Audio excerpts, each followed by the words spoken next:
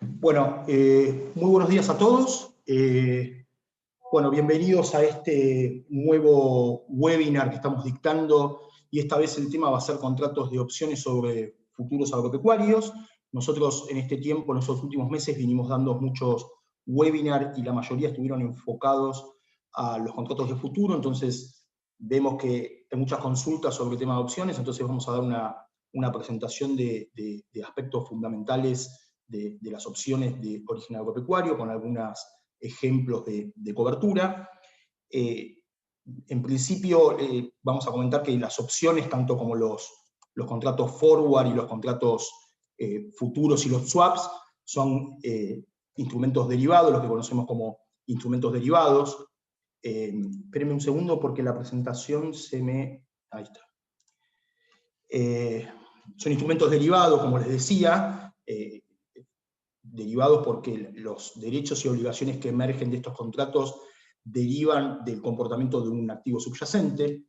En el caso de los contratos de opciones, en este caso de los contratos de opciones de origen agropecuario, sería un derivado de un derivado, ya que el activo subyacente de las opciones es un contrato de futuro, ¿no?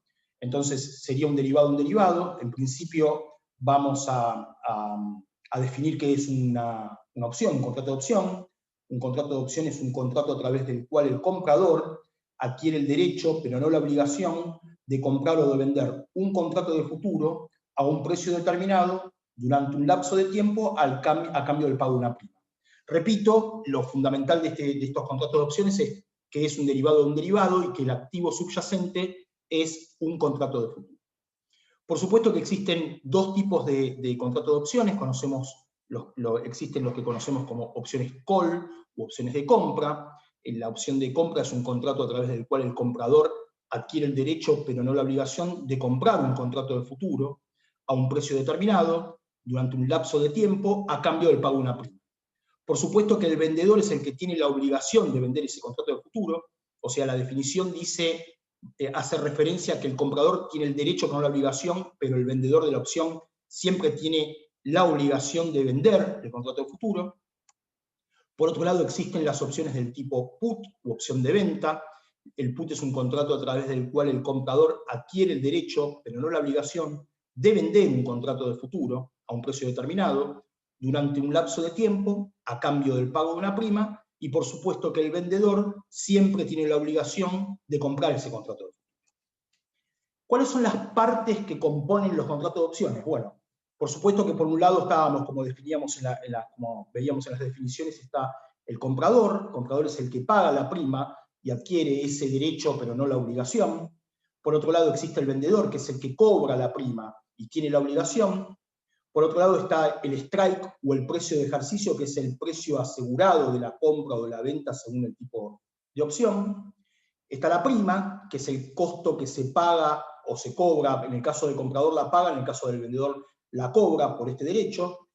Lo único que se negocia en los sistemas de negociación de Maduro-Rofen es el valor de la prima. Muchos preguntan, el strike, no, lo que se negocia en el sistema de negociación siempre es la prima. Y por supuesto que las opciones tienen una fecha de vencimiento, que es el momento de expiración del contrato. Existe una terminología de los contratos de opciones. Existen las opciones que conocemos como at the money. Las opciones at the money son aquellas que el precio del subyacente es exactamente igual al precio de ejercicio. Existen las opciones out of the money. La opción out of the money es la opción que no tiene valor intrínseco, o sea que en el caso de los calls el precio del subyacente es menor al precio de ejercicio. En el caso del put, el precio del subyacente es mayor al precio de ejercicio. Vamos a poner un ejemplo. El ejemplo que pongo, un call. Yo, por ejemplo, vamos a poner el ejemplo de un call comprado a $300. Una opción out of the money es cuando el precio del subyacente está por debajo del precio de ejercicio, o sea que la opción no es ejercible. En el caso del put out of the money, el ejemplo de un call de 300, el put out of the money es out of the money cuando el precio del subyacente está por arriba del precio de ejercicio. Y después existen las que conocemos como opciones in the money, que es la opción que tiene valor intrínseco, o sea, son las opciones que están para ser ejercidas. En el caso de los calls el precio del subyacente es mayor que el precio del ejercicio, y en el caso de los put, el precio del subyacente es menor al precio del ejercicio. ¿Cómo son las ganancias y pérdidas en los contratos de opciones? Bueno, los vamos a mostrar en forma gráfica para entender. Acá quiero hacer una salvedad. En los contratos de futuro, las ganancias y pérdidas son simétricos. O sea, siempre se dicen que los contratos de futuro son simétricos. ¿Por qué? Porque en el contrato de futuro la ganancia puede ser ilimitada, pero la pérdida también puede ser ilimitada a los movimientos de precios. En el caso de las opciones, se dicen que las opciones son contratos asimétricos, porque en el caso, y vamos a ver puntualmente en el caso de las compras de opciones, tanto la compra de call o como de put, las pérdidas están limitadas a la prima y la ganancia puede ser ilimitada. Vamos a ver el ejemplo de la compra de call. Esta es la zona de pérdida, o sea, este es el valor pagado de la prima. Por supuesto que cuando la opción se empieza a volver cada vez in the money, y este sería el rango del precio de ejercicio, en el eje de las X estamos viendo la evolución hacia la derecha positiva de los precios. Cuando llega al punto de equilibrio del precio de ejercicio, la opción empieza a tener valor intrínseco, entonces todo lo que se incremente el valor del subyacente es ganancia. Entonces se dice que la ganancia es ilimitada, en el caso de la compra del call, a la suba, y a la baja la pérdida está limitada al valor de la prima. En el caso de las compras de put, el precio, por supuesto que también la pérdida está limitada al valor de la prima, que sería el valor de la prima, y la ganancia es ilimitada cuando el precio del subyacente empieza a disminuir por debajo del precio de ejercicio, ¿no? Entonces, pérdida limitada al valor de la prima, ganancia totalmente ilimitada. En el caso de las ventas de opciones, es al revés. En el caso de la venta del call, la ganancia es limitada, porque es la prima que cobra el vendedor de la opción, pero a medida de que la opción entra en etapa de convertirse en in the money, la pérdida empieza a ser totalmente ilimitada. Y en el caso de las ventas de put, también la ganancia es limitada al cobro de la prima por parte del vendedor, y a medida que el precio de subyacente empieza a disminuir, la pérdida se empieza a volver totalmente ilimitada.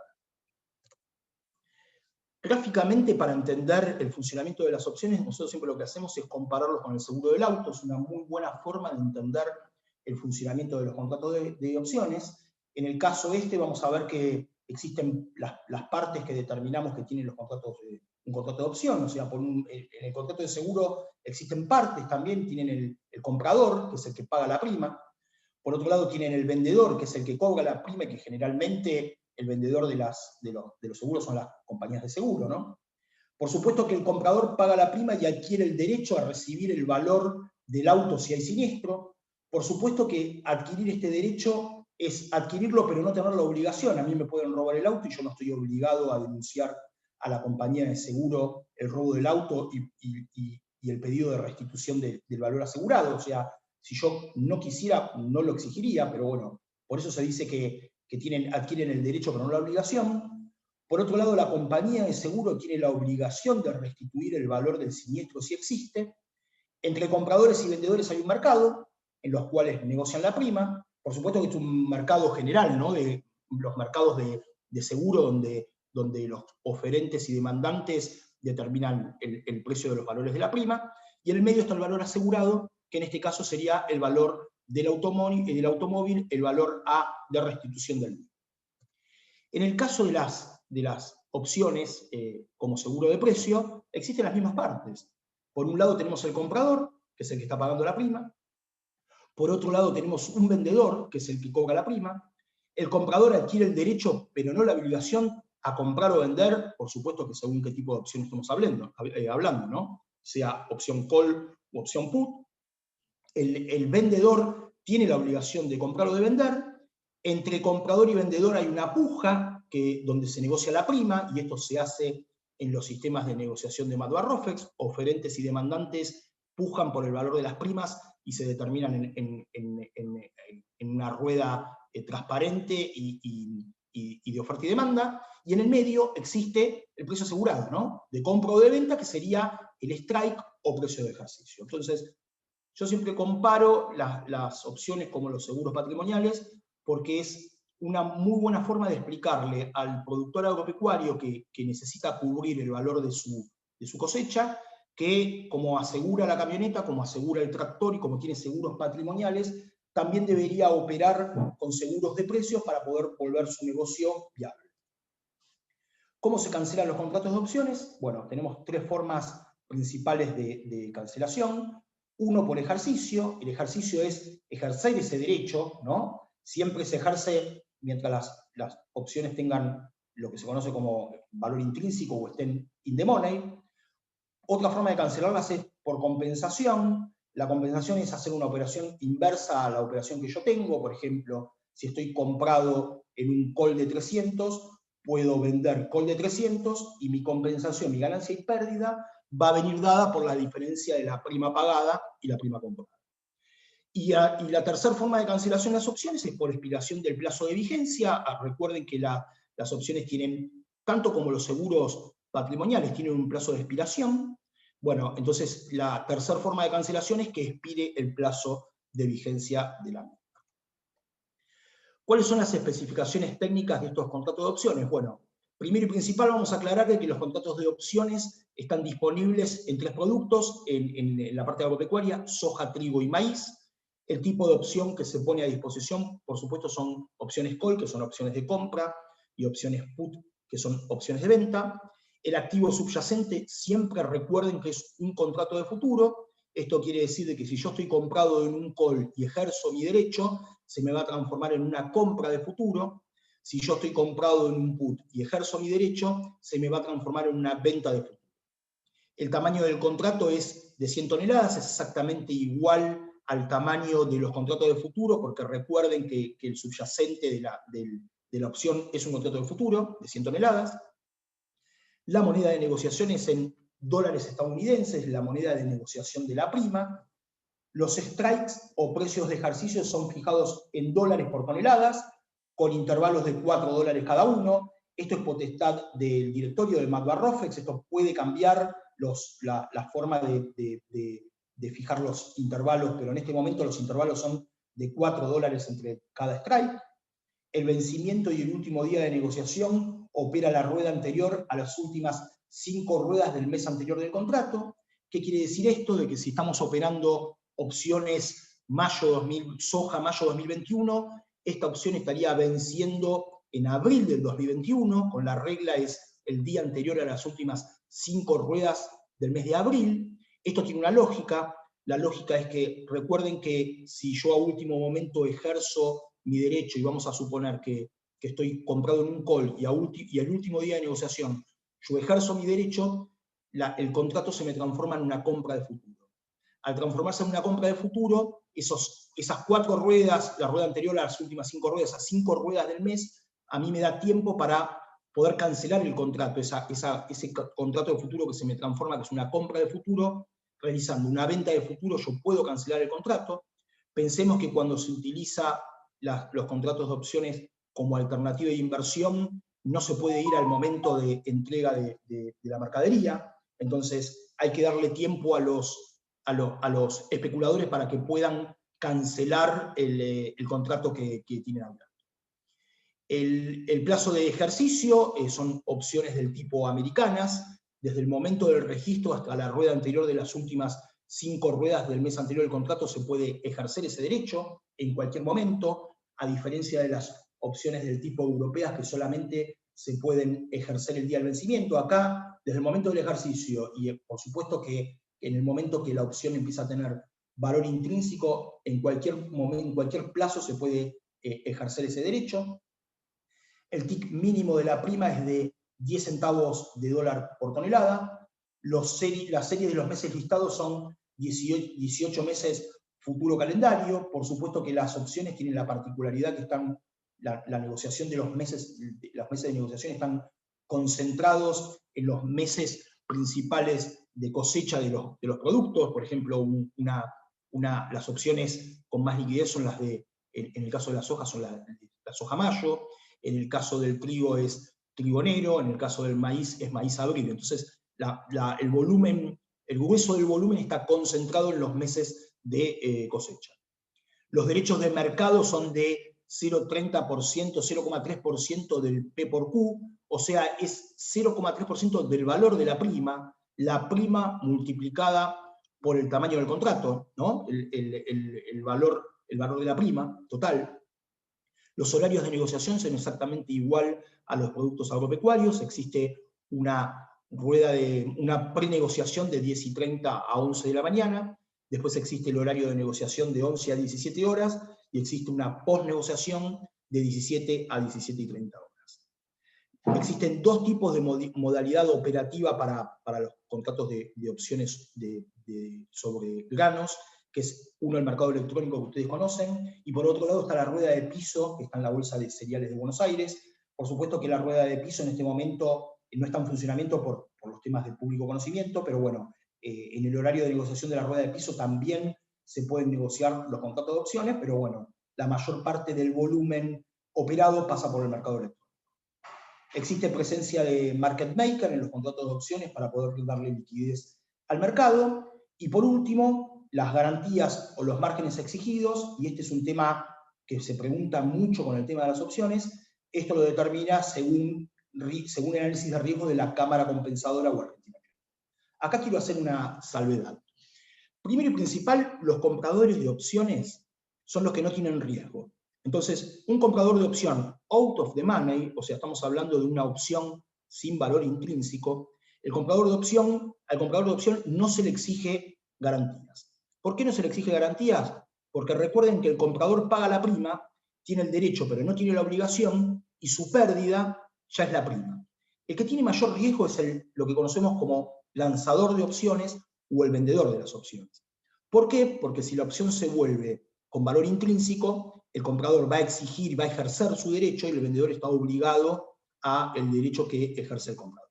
Entonces el mayor riesgo lo tienen los lanzadores de opciones, las garantías, los márgenes en garantías se le exigen a los vendedores, pero muchas veces nos preguntan y nos dicen, yo estoy comprado en una opción y me están pidiendo garantías. Por supuesto que las garantías a los compradores se le empieza a exigir en el momento que la opción empieza a tener valor intrínseco, o sea que cuando la opción se empieza a volver in the money. ¿Y esto por qué es? Porque cuando la opción se vuelve in the money, el comprador empieza a cobrar las diferencias de precios. Las diferencias de precios viene dado por la diferencia entre el precio de ejercicio y el precio del subyacente. Por supuesto que en el momento que empezamos a cobrar las diferencias tenemos riesgo, y el riesgo es que se dé vuelta ese valor y que el comprador tenga que empezar a devolver esas diferencias. Como consecuencia, si tiene que empezar a devolver las diferencias, se le tiene que exigir una garantía para garantizar que esas diferencias en un momento las devuelvan. Entonces, en el momento que la opción se vuelve in the money, a los compradores se le empiecen a exigir las garantías. Pero por otro lado, el comprador cobra las diferencias de precios de las opciones. Entonces, generalmente lo que se hace es que el comprador, cuando se vuelve in the money la opción, lo que hace es poner un activo financiero en garantía para retirar el valor para poder llevarse las diferencias que está generando la opción in the money. En el caso del vendedor siempre se le va a exigir garantías. ¿Cómo es la determinación de garantías? Bueno, es muy distinto a la exigencia de garantías de los futuros. Recuerden que los contratos de futuro agropecuario, la exigencia de garantías generalmente es un monto fijo, ¿no? En el caso de los contratos de futuro de soja de 100 toneladas, la exigencia de garantías es de $1.100. Bueno, las opciones no es fijo. Acá hay un análisis de riesgo en cuanto a variables que tienen riesgo para las opciones, como el precio de ejercicio, el precio del subyacente, la volatilidad del subyacente, la fecha de vencimiento, la tasa de interés. Entonces hay ciertas variables que hacen que los márgenes se determinen según el análisis de riesgo. Por supuesto que cuando nosotros determinamos si bien la prima de las opciones se determina por oferta y demanda en una rueda transparente, en la rueda de negociación de Matua-Rofex, las opciones tienen un valor teórico, y este valor teórico surge también de todas estas variables, y por supuesto que la exigencia de márgenes va a tener mucho que ver con el análisis de estas variables de riesgo que tienen las opciones. Por supuesto que cuanto más volatilidad tiene el subyacente, la exigencia de garantías va a ser mayor. Por supuesto que cuanto más lejos quede la fecha de vencimiento de la opción, la exigencia de márgenes va a ser mayor. Entonces, ¿pero por qué? Porque al haber mayor cantidad de tiempo al vencimiento de la opción, la probabilidad de que haya un cambio en el sentido del precio del subyacente es alta. Como consecuencia, cuanto más tiempo, más riesgo tengo de que esa opción se pueda volver in the money. Entonces, si se vuelve in the money, el vendedor tiene que estar preparado para hacer frente al pago de las diferencias. Para resumir, el cálculo de los márgenes de las opciones lo determina la cámara compensadora, con todas estas variables que yo les estaba contando. Entonces, no es un margen que se pueda determinar a simple vista, sino que hay que ver el caso de cada una de las opciones y, por supuesto, hay que analizar todas estas variables de riesgo.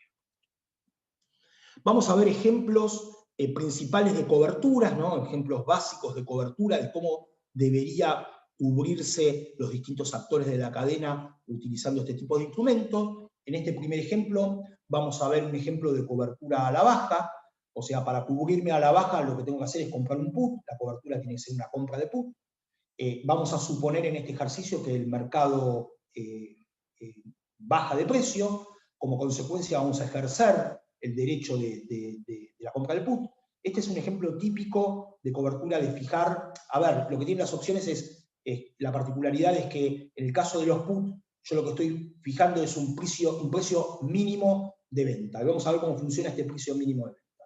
Este ejemplo principal le sirve al productor agropecuario, que es el que tiene que fijar un precio de venta a futuro, sabiendo que en el momento de la siembra tiene un costo de siembra y no sabe cuál va a ser su precio de venta en el futuro. Entonces, para poder no entrar en quebranto, el productor lo que tiene que hacer es cubrirse asegurándose un precio mínimo de venta. Bueno, para eso utilizamos los contratos de opciones put. Entonces vamos a ver el ejemplo. Supongamos que este productor mira la pantalla del mercado de futuros y en octubre ve que el trigo enero, trigo posición enero, cotiza a $220 la tonelada. Entonces, este productor lo que decide es comprar un put de trigo enero a un precio de ejercicio de $210.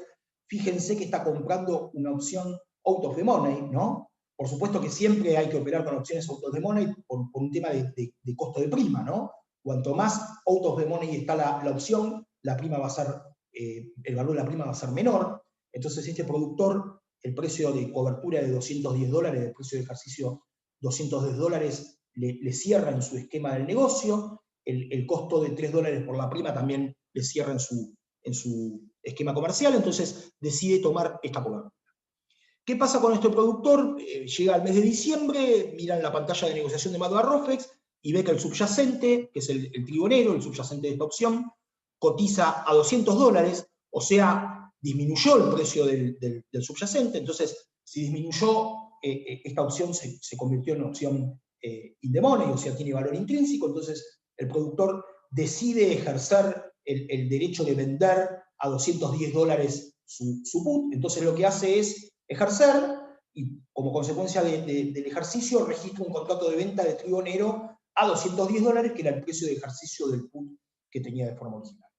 Por supuesto que en ese momento registra el trigo enero a 210, la venta del trigo enero a 210, y lo que hace es cancelarlo comprando un trigo enero a 200, que es lo que vale en ese momento, y sale por compensación, ¿no? O sea, lo que obtiene este productor en el mercado de futuros es una ganancia de $10 por tonelada. Por supuesto que el productor en el momento va al mercado físico. Recordemos que el momento del precio del subyacente y el precio del futuro convergen al momento del vencimiento, o sea que al momento del vencimiento los precios son exactamente iguales porque el valor tiempo del futuro es cero. Entonces como consecuencia los precios convergen. Entonces este productor va al mercado físico, vende a lo que vale en el mercado físico en ese momento, que son $200 la tonelada. Su resultado en el mercado de futuro fue de $10, a esto se lo tiene que sumar a su precio de venta. Como consecuencia, su precio de venta final es de $210. Por supuesto que a esto le va a restar el costo de los $3 de la opción, haciendo su precio final de venta en $207. Fíjense lo que sucede acá. Este productor se aseguró un precio de venta, ¿no? Un precio mínimo de venta. ¿Qué quiere decir? Que si pasó lo que pasó en este caso, que disminuyó el precio, su precio mínimo de venta iba a ser el precio de ejercicio, $210, ¿no? Por supuesto que siempre tenemos que descontar el costo de la prima. Su precio mínimo de venta, final de venta, fue de $207. Ahora, en el próximo ejemplo, vamos a ver el mismo ejercicio, pero qué hubiera sucedido si el mercado subía. Es el mismo ejemplo, la cobertura con la compra de put por parte del productor, ahora con un mercado en suba. Quiere decir que si el mercado sube, la opción va a quedar out of the money y por supuesto que va a expirar el vencimiento. Entonces el ejemplo es el mismo, el productor en octubre mira la pantalla de McDowell-Rofex, ve que el trionero cotiza $220, compra el put de trionero a $210, paga $3 de prima. Bueno, llega diciembre, el productor mira la pantalla de McDowell-Rofex y ve que el trionero cotiza $230, o sea, subió el valor del trionero. ¿Qué hace? Por supuesto, deja expirar la opción, no va a ejercer un derecho de vender a $210 algo que hoy vale $230, deja expirar la opción, va al mercado físico, vende a $230 su producto, le resta de los $230 el costo de la opción, de $3, su precio de venta final fue de $227. Acá lo que queríamos aclarar era eso, que yo me fijo un precio mínimo de venta, que es el caso anterior, donde yo usé mi derecho de la opción porque el precio había disminuido. Entonces, el precio mínimo de venta es $210 menos la prima. ¿Y por qué mínimo de venta? Porque es el precio al menor precio que yo voy a vender mi producción. Si el mercado sube, como en este caso, mi precio de venta puede ser infinito. Todo lo que suba al mercado es el precio que yo final que voy a vender mi mercadería. Entonces, repetimos, con los put aseguro un precio mínimo de venta. Vamos a ver ahora otro tipo de cobertura. Esta cobertura es un ejemplo de cobertura al alza, o sea, vamos a utilizar una cobertura con compra de call. En el ejemplo vamos a ver que es un mercado en suba. Por supuesto que la compra de call con un mercado en suba va a hacer que la opción se vuelva en algún momento in the money y por supuesto que vamos a ejercer nuestro derecho. Entonces este caso puede ser el caso típico de un exportador que se quiere asegurar la compra del producto para poder exportar, entonces puede comprar un call. Entonces el exportador lo que hace es, en noviembre, mira el mercado de futuros y ve que la soja mayo está cotizando a $280 la tonelada, entonces lo que decide es comprar un call de soja mayo a precio de ejercicio de 290, es un call que en este momento está out of the money, ¿no? Paga una prima de $3, entonces deja pasar el tiempo, en abril mira el mercado de futuros y ve que la soja mayo aumentó y cotiza a $300 en este momento. Por supuesto que si en este momento cotiza a $300 y yo tengo la compra de un call a 290, voy a ejercer mi derecho, entonces esta persona ejerce la opción y lo que hace es registrar un contrato de compra de soja mayo a $290, por supuesto que si en ese momento yo registro el futuro comprado a 290 y en este momento está cotizando a 300, salvo por compensación, ¿no? O sea, compro a 290, hago una venta a 300, compenso, salgo por compensación y obtengo una ganancia de $10 por tonelada. Por supuesto que lo que hacemos es ir al mercado físico, ¿no? En el mercado físico la mercadería vale $300, entonces compro en el mercado físico a $300 la tonelada. Mi resultado en el mercado de futuro fue positivo en $10. Como consecuencia, mi precio de compra final fue de $290, que es el precio que yo tenía asegurado de ejercicio con la compra del call. Por supuesto que a esto le tengo que sumar mi costo de la opción, que es de $3, y mi precio final de compra es de $293. Tanto como el put, en el call lo que pasa es que yo aseguro un precio máximo de compra, o sea, mi precio máximo de compra va a ser el precio de ejercicio de la opción, los $290. Este fue un mercado en suba. Por supuesto que ejercí mi derecho, y ahora lo que vamos a hacer es ver qué es lo que sucedería en este mismo ejemplo si el mercado hubiera bajado. Es exactamente el mismo ejemplo, pero con un mercado en baja. Cuando el mercado se da en baja con la compra de call, por supuesto que la opción va a quedar out of the money y por supuesto que la vamos a dejar expirar.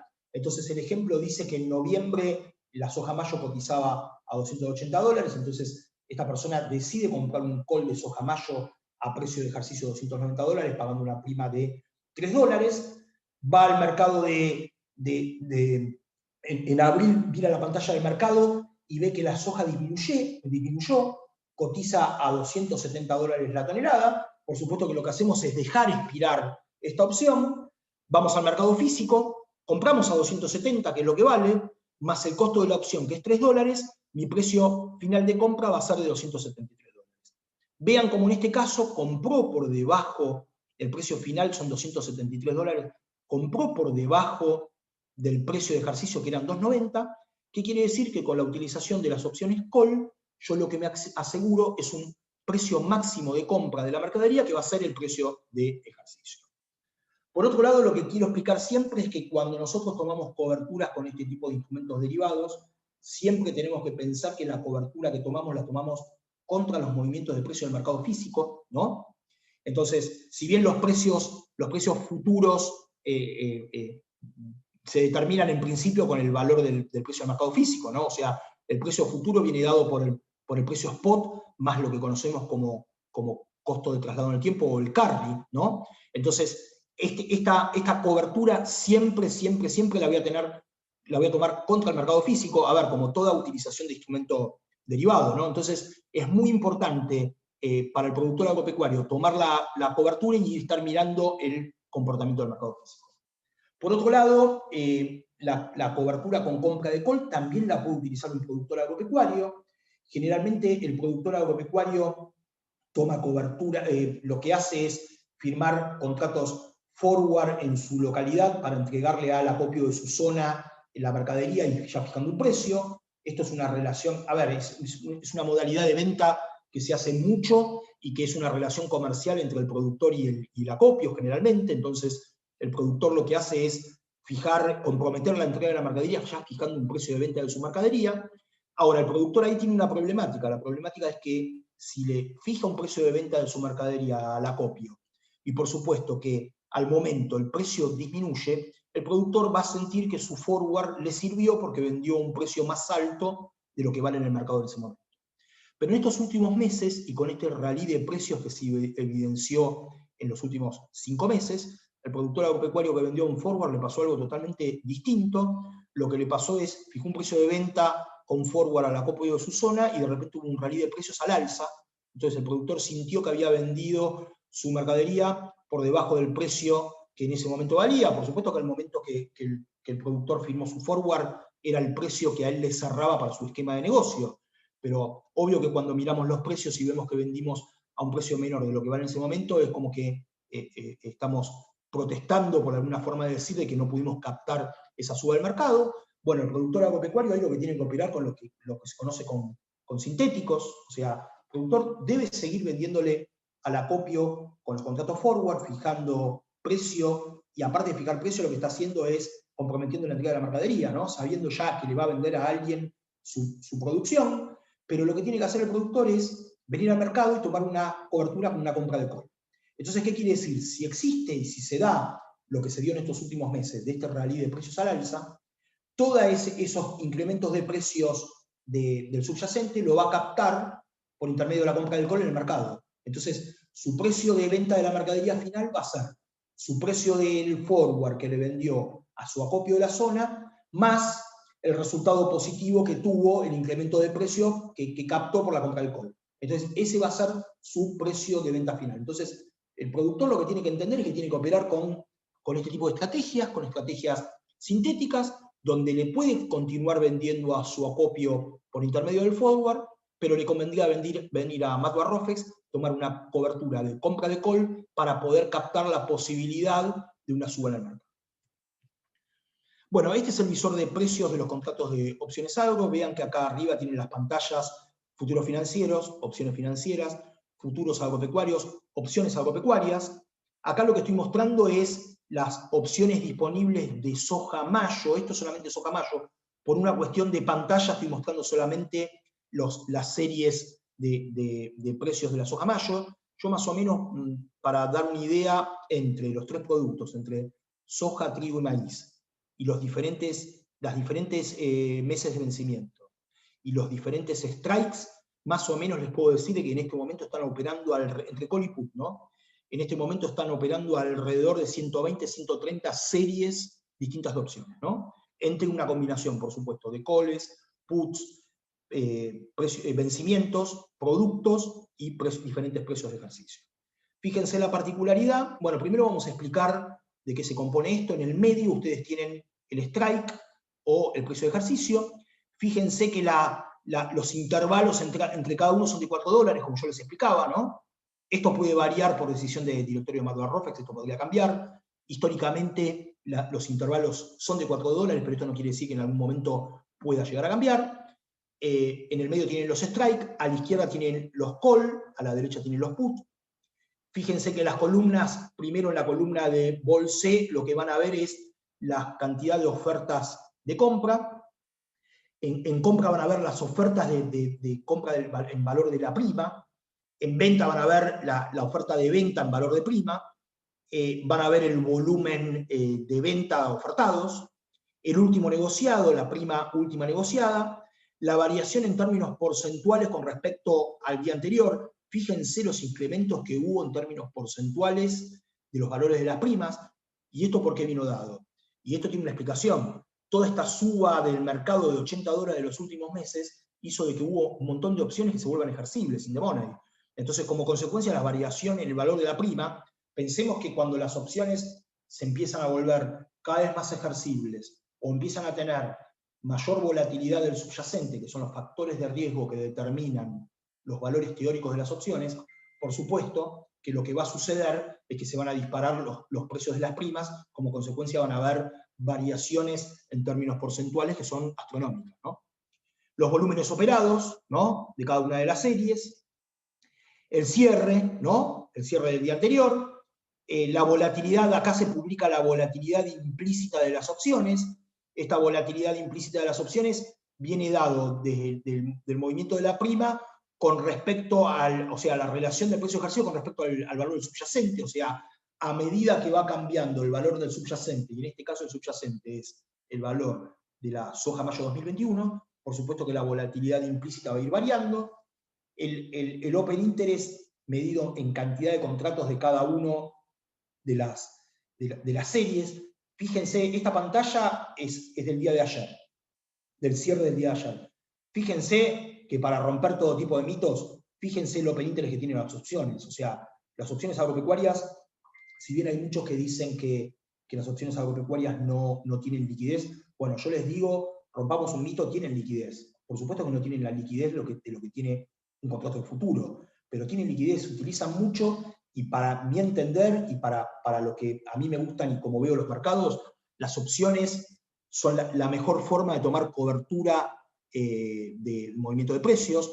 ¿Por qué? Porque yo al productor agropecuario, si yo le voy a vender, y ustedes como ALIC, creo que tendrían que tomar esa estrategia, al productor agropecuario me le acerco para ofrecerle una cobertura de precio, ¿no? Yo lo que tengo que es minimizarle los riesgos de depósito de márgenes, depósito de mark to market. Entonces con las opciones se minimiza todo eso. Como no tiene exigencia de garantías, y como generalmente las opciones no pagan diferencias, ¿no?, a no ser de que se vuelvan in the money, el mantenimiento de este tipo de contratos es muy fácil mantenerlo. Entonces el productor agropecuario lo que necesita es tener un instrumento de cobertura y no estar en el día a día mirando una pantalla y viendo si tiene que depositar márgenes o tiene que depositar diferencias. Entonces, fíjense en el open interest que tiene. Después en lo que se publican son los delta, ¿no?, de cada una de las opciones. Estas son, por supuesto que los calls tienen deltas positivos, los put tienen deltas negativos.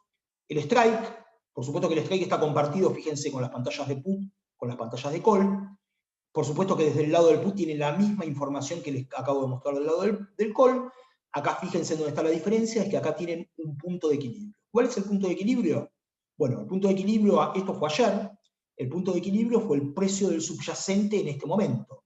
Fíjense que a partir de 2.82, ¿no?, todas las opciones que hay, call, ¿no?, opciones con strikes al alza, 2.82, 2.86, 2.90, a medida que se va incrementando el strike, ¿no?, existen opciones. En el put es al revés, a medida que va disminuyendo el strike están las opciones.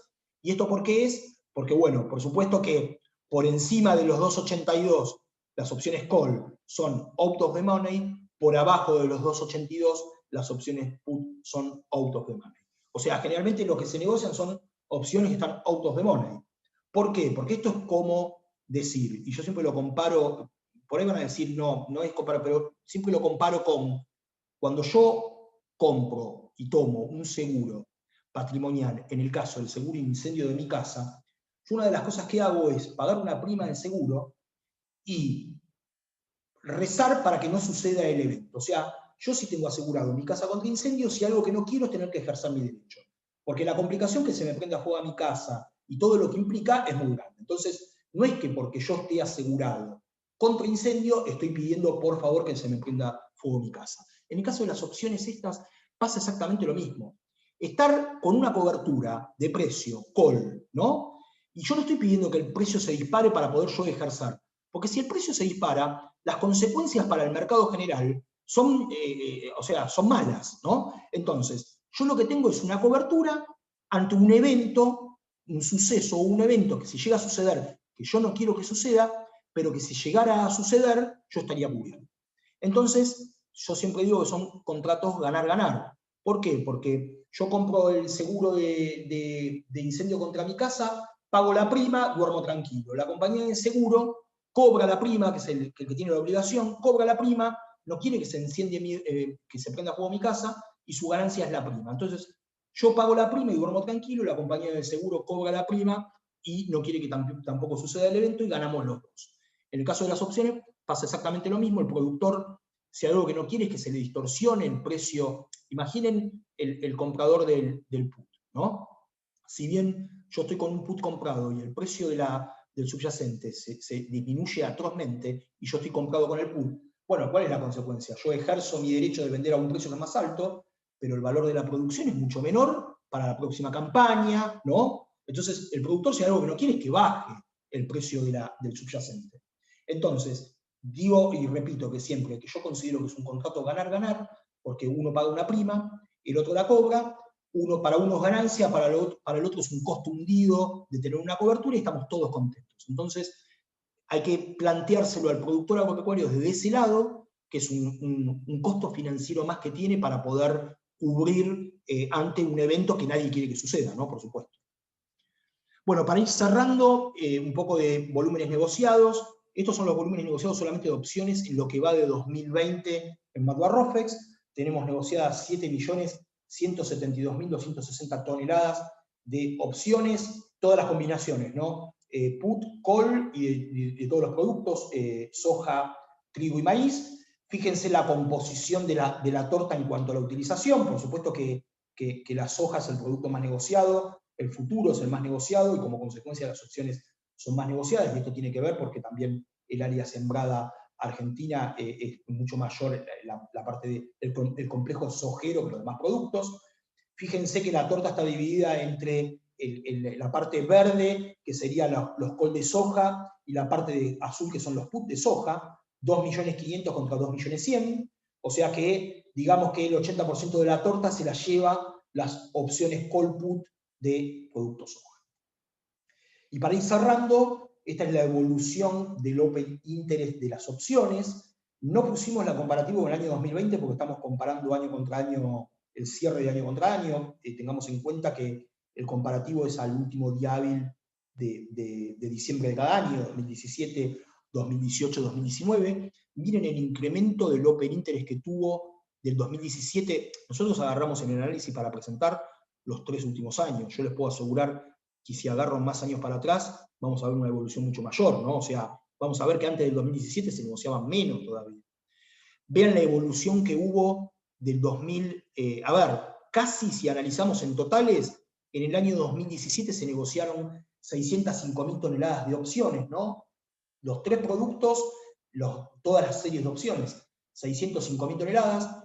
En el 2018 se negociaron 1.305.000, se duplicó, un poco más que se duplicó el Open Interest de total de las opciones. En el 2019 se negociaron 2.442.900 toneladas, también como que casi se duplicó el Open Interest.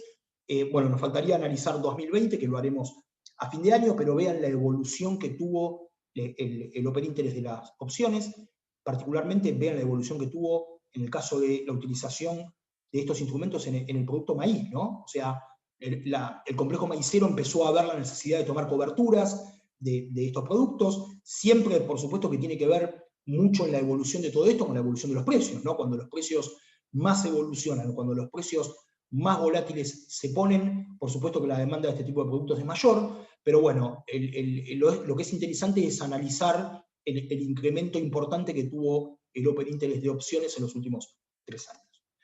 Bueno, esto fue todo. Le agradezco mucho la atención. Vamos a ir ahora a una ronda de preguntas. Igualmente vamos a dejar los mails para que aquel que quiera incursionar un poco más en el tema de opciones, estoy totalmente abierto a que envíen mail. Por otro lado, aquellas ALICs que consideren y que quieran ver algún tipo de estrategia comercial para poder llegar a ofrecer los instrumentos a la producción agropecuaria, me pueden escribir perfectamente. Nosotros solemos hacer campañas en forma conjunta con las distintas ALICs, como para poder llegar a los productores agropecuarios a explicarles y a ofrecerles las herramientas de cobertura. Entonces les dejo para eso mi mail personal, fcavarossi@matbarrofex.com.ar. Les dejo el mail de atención al cliente @matbarrofex.com.ar. Desde los 2 mails nosotros vamos a atender todos los requerimientos de necesidades que ustedes quieran. Así que vamos a hacer ahora una ronda de preguntas si las hubiera, y cualquier cosa estamos a disposición en los mails, y les agradezco mucho por la atención. Bueno, Fede, muchas gracias. La verdad que muy claro como siempre y muy interesante el tema. También nos están llegando bastantes preguntas, así que los vamos a ir despejando y canalizando a través de la sección de preguntas y respuestas. Si te parece, vamos empezando. Dale. Como bien dijiste, esto es un derivado sobre un derivado, es decir, el activo subyacente es el futuro. A la hora de comparar lo que es el precio de strike contra el precio del subyacente, tenés que ver lo que está cotizando el futuro. Seguro. Ahora bien, también comentabas que son opciones sobre futuros tipo americano, es decir, que se pueden ejercer en cualquier momento hasta el día de su vencimiento. Exacto. Una de las preguntas que nos llegaban es cómo es el procedimiento en el caso de que yo sea lanzador de una opción y me la ejerzan durante la vida de la opción, es decir, antes de su vencimiento. ¿Cómo sería el procedimiento desde la clearing o cómo se llevaría a cabo ese ejercicio? No, el ejercicio, por supuesto que el ejercicio lo hace el comprador. El comprador siempre es el que tiene el derecho, pero no la obligación. Recordemos la definición. Una vez que la opción se vuelve in the money, el que tiene el derecho de ejercer es el comprador. En cualquier, como vos dijiste bien y como habíamos dicho en la presentación, son opciones del tipo americanas. La opción del tipo americana se puede ejercer en cualquier momento de la vida de la opción, por supuesto que siempre y cuando la opción tenga valor intrínseco. Entonces el comprador es el que va a ejercer el derecho. El comprador ejerce el derecho mediante la comunicación de ejercicio, que lo hace a través de AP5, el nivel portfolio, donde va a ejercer el derecho. Por supuesto que cuando ejerce el derecho, el comprador se le va, por ejemplo, vamos a poner el ejemplo del comprador de un call de 300, al comprador se le va a ejercer una compra de futuro a $300, y al vendedor se le va a transformar en una venta de futuro a $300. O sea, esa es la forma que tiene el vendedor, pero siempre por comunicación, por derecho, por parte del comprador, ¿no? Entonces, al comprador se le va a ejercer una compra de 300 y al vendedor una venta. Exactamente, bueno, al ejercerlo pasarían a estar uno comprado y otro vendido en un futuro sobre el activo del que estemos hablando. Por supuesto. Muy claro. Bien, también comentabas del valor de la opción, la prima que negociaban, al ser un mercado institucionalizado, es el único punto en el que se tienen que poner de acuerdo en pantalla el comprador y el vendedor. El mismo también explicaba muy bien que está compuesto por una parte del valor intrínseco y el otro del valor tiempo. El valor intrínseco, muy bien lo comentaste, es la diferencia entre el precio del subyacente y el precio de strike. Pero el valor tiempo, ¿de qué depende? Que es el otro componente del valor de la prima. Vamos a resumir. El valor de la prima, o sea, para calcular el valor teórico, ¿no? El valor de la prima siempre sale de la oferta y demanda en la rueda de negociación de McBarrofex. Pero por supuesto tiene un fundamento, ¿no? Que es lo que conocemos como valor teórico. Entonces, el valor de la prima tiene 2 componentes. Uno es el valor intrínseco y otro es el valor extrínseco. El valor intrínseco es la diferencia entre el precio de ejercicio y el precio del subyacente. Por supuesto que las opciones con valor intrínseco son las opciones que pueden ser ejercidas, ¿no? Que tienen valor de ejercicio. Cuando no tienen valor de ejercicio, ese valor intrínseco es 0, no tiene valor intrínseco. Por otro lado, existe el valor, lo que conocemos como valor extrínseco, y es lo que se conoce como valor tiempo de las opciones, y depende de varios factores. Ese valor extrínseco depende, primero, como dijiste muy bien vos, el tiempo al vencimiento de la opción. ¿Por qué? Porque cuanto más tiempo tenga el vencimiento, la probabilidad en el movimiento del precio del subyacente que haga que cambie lo intrínseco o extrínseco de la opción, hace que tenga más valor el valor extrínseco, ¿no? Por supuesto, una opción que vence hoy no tiene valor extrínseco tampoco, no tiene valor tiempo, o vence hoy, o la que vence mañana tiene nada de valor extrínseco, ¿no? Ese es uno de los parámetros. El otro es la volatilidad del subyacente. Pensemos que si el subyacente es un bien que no es volátil, o sea que no cambia de precio en el tiempo, nunca va a cambiar la opción de extrínseca a intrínseca, ¿no? Entonces, la volatilidad es un factor fundamental. Cuanto más volátil es el subyacente, más valor tiempo, más valor extrínseco va a tener, ¿no? Como consecuencia de que la probabilidad del cambio del precio es mayor. Por otro lado está la tasa de interés. La tasa de interés no es, a ver, si bien afecta al valor extrínseco, no es fundamentalmente, principalmente lo que vale, lo que puede variar, pero hay que tener en cuenta que el valor de la tasa de interés en el tiempo hace de que cambien los valores de las opciones, porque las opciones compiten contra otras alternativas de inversión. Entonces, los traders generalmente ven, a ver, es una relación inversa, ¿no? Cuando aumenta la tasa de interés, el valor extrínseco disminuye, y cuando disminuye la tasa de interés, el valor extrínseco se incrementa. Y eso viene porque las opciones compiten con otros tipos de alternativas de inversión. Bueno, por supuesto que la relación entre el precio de ejercicio también tiene que ver. Entonces son los 4 fundamentos principales de cómo se compone el valor extrínseco de la opción. Volvemos a repetir, el valor de la prima es una suma entre el valor intrínseco, que puede ser 0 o positivo, más este valor tiempo. Nunca una opción tiene valor extrínseco. A ver, vamos a pensar en una opción con valor intrínseco 0, que no está para ser ejercible, y vamos a pensar que el valor extrínseco está por vencer. Nunca una opción vale 0, nunca. Algo va a valer. ¿Por qué? Porque, bueno, hay valores residuales en los bienes, ¿no? Entonces, no es que va a valer una opción 0. Puede tener un valor muy mínimo, porque no tiene valor intrínseco, pero algo de valor extrínseco siempre tiene, porque la probabilidad de cambio en las variables siempre existe, ¿no? Exactamente, muy claro. El valor tiempo está relacionado con las posibilidades de que esa opción pase a estar in the money o pase a tener valor intrínseco. Exacto. También aclarar que la prima es un costo hundido que se pone al principio y no hay que tenerlo en cuenta si esa opción es ejercible o no. Justamente esto me da pie para otra consulta que nos hace Carlos, de que en el caso de las acciones, las opciones sobre acciones en otros mercados, se operan mucho cuando se encuentran at the money. ¿El caso de operarlo out of the money es propio de este mercado? ¿Cómo lo ves vos? A ver, pensemos que en este mercado actúan muchos coberturistas, ¿no? Con el tema de las... a ver, vamos a diferenciar en el mercado de opciones, de acciones, por ahí los que intervienen son más especuladores o inversionistas, ¿no? Acá es un mercado de mucha cobertura, ¿no? Por supuesto que la cobertura hace que el productor agropecuario que vaya a tener una cobertura de estas características lo que busque es un precio de equilibrio entre su costo de producción y su precio de venta, que sea una relación de la más eficiente posible para que el costo de la opción sea lo menos posible, ¿no? Entonces, como es un mercado que actúan mucho los coberturistas, por supuesto que actúan, la especulación también está presente, que es el que le da liquidez al mercado, pero es un mercado muy de utilización de coberturas. El productor agropecuario generalmente actúa sobre precios out of the money. ¿Para qué? Para lo que decíamos recién, el valor de la prima, para que el valor de la prima sea el menor posible, para tener un costo comercial, para decirlo de alguna forma, el menor costo posible, ¿no?, de la cobertura que va a tomar. Pero bueno, el mercado accionario es un mercado un poco más especulativo, es distinto. Entonces, sí, en el mercado accionario se pueden estar negociando opciones at the money, ¿no? Pero en este mercado generalmente se operan opciones out of the money. Muy bien, muy claro. Otra consulta que nos llegan es sobre la liquidez, que bien comentabas antes, que existe liquidez sobre estas opciones. Lo mismo para los futuros agro. Hoy estamos en volúmenes récord mensuales históricos, operándose más de 6.700.000 toneladas mensuales.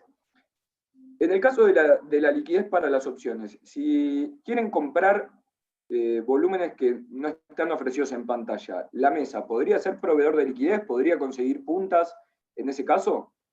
Por supuesto, cuando exista este tipo de problemáticas se tiene que comunicar con nosotros. Por supuesto que la mesa siempre va a estar dispuesta a buscar las puntas y darle liquidez. Volvemos a repetir, existen market maker, ¿no? Para darle liquidez a este mercado, y por supuesto que la mesa puede estar presente en darle liquidez a este tipo de contratos. Así que no hay ningún problema, se estarían comunicando con nosotros como para que nosotros le podamos dar una mano. Después quiero hacer una referencia con lo que acabas de decir vos muy bien, Gastón, del tema de los récords.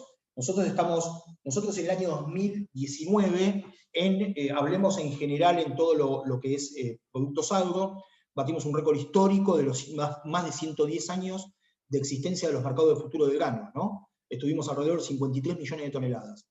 Este año estamos en 45 millones de toneladas, nos falta todavía todo noviembre y todo diciembre. Es un mercado que se está haciendo muy líquido, con muchos volúmenes. Como bien dijiste vos, en el mes de octubre tuvimos el récord histórico en un mes de negociación de aproximadamente 6.700.000 toneladas en un mes, ¿no? En un mes calendario. Tuvimos un promedio de 320.000 toneladas diarias de promedios negociadas. Vemos que noviembre, recién empieza noviembre, pero bueno, hacemos los cálculos promedios y vamos bastante bien en los promedios diarios. Entonces se está convirtiendo en mercados que son muy líquidos, hay mucho volumen de operatoria en estos mercados. Y por otro lado, lo que quería decirles y quería comentarles es que la relación en porcentajes, ¿no? en lo total operado, de lo que se opera en opciones en el mercado contra el global de lo que se opera en futuros y opciones, estamos en el orden del casi 17% del volumen total, en opciones. Es un volumen, creo que no existió esa relación en otro momento, es un volumen más que aceptable, una relación más que aceptable. Entonces lo que nosotros queremos comentar es que la existencia de liquidez en este mercado en este momento es potencial, es muy grande, así que bueno, bienvenidos a todos aquellos que quieran operar en el mercado de granos. Muy bueno, sí. Según también nuestras proyecciones de seguir el año como viene, también alcanzaríamos un récord anual en cuanto a volumen. Hay muchos que consultan por la grabación, vamos a estar enviándoselas una vez terminada la charla a todos los que hayan asistido a la misma.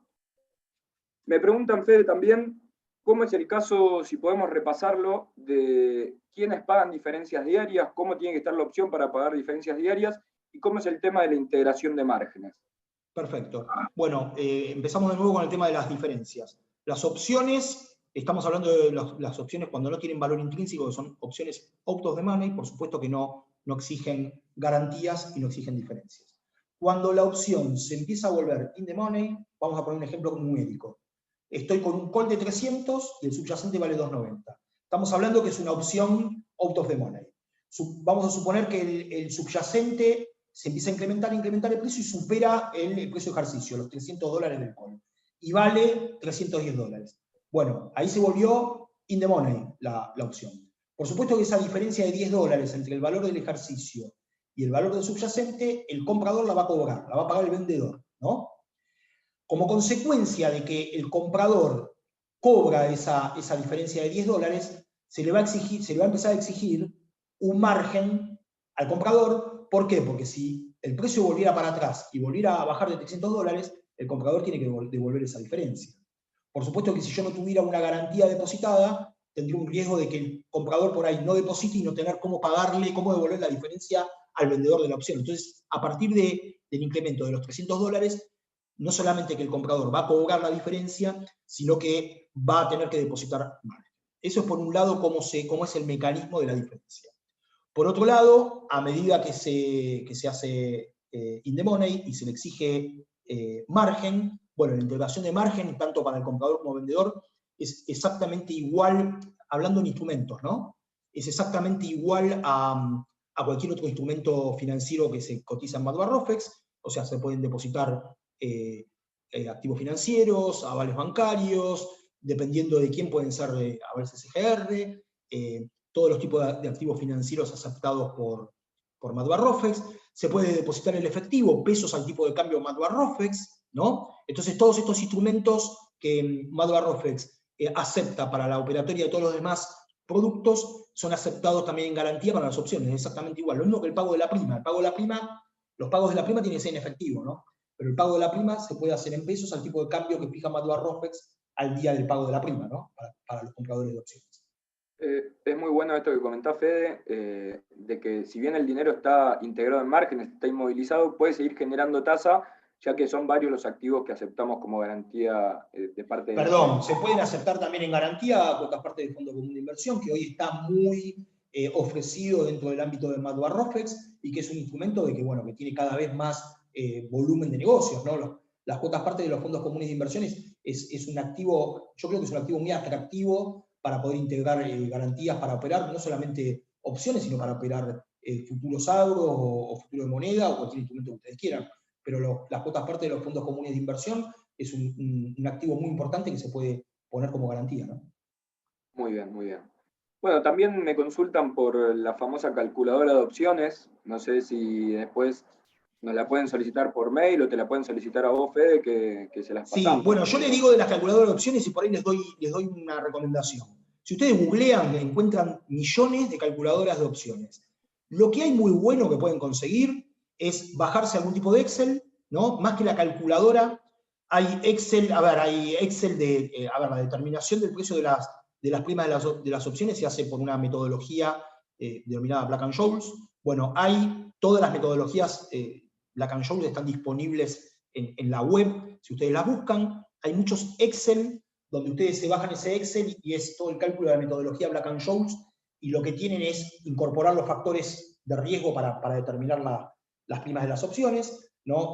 Precio subyacente, volatilidad del subyacente, fecha de vencimiento. Entonces, lo interesante sería los Excel para el cálculo. Yo tengo varios que utilizo y que a mí me parecen mucho más prácticos que una calculadora, porque en la realidad que la calculadora ustedes cargan datos, pero no saben qué tipo de cálculo hacen. En el Excel ustedes pueden ver cómo se determinan la metodología de cálculo, ¿no? Entonces, yo siempre aconsejo, ojo, cuando busquen las calculadoras de opciones, siempre tengan en cuenta de que busquen calculadoras de opciones americanas, porque hay calculadoras de opciones europeas, hay calculadoras de opciones asiáticas, hay calculadoras de opciones exóticas, o sea, no vayan a errarle el tipo de calculadora, porque si no el cálculo va a ser totalmente distinto.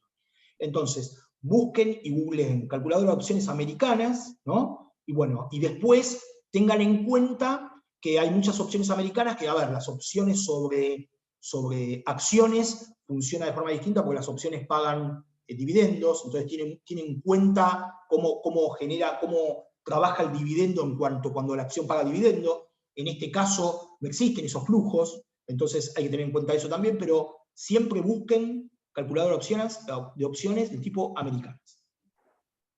Muy bueno, Fede. Nos pasamos un poquito de tiempo, pero creo que la gente estuvo muy interesada. De hecho, quedaron preguntas, quedarán para otro webinar. Así que agradecerte por la explicación, que fue muy claro, y nos vemos la próxima. Muchas gracias, Gastón. Gracias a todos. Y bueno, repito que cualquier duda o consulta, o si quieren ampliar un poco el tema, nos pueden escribir a los mails que dejamos para que ustedes puedan conectarse con nosotros. Así que muchas gracias a todos.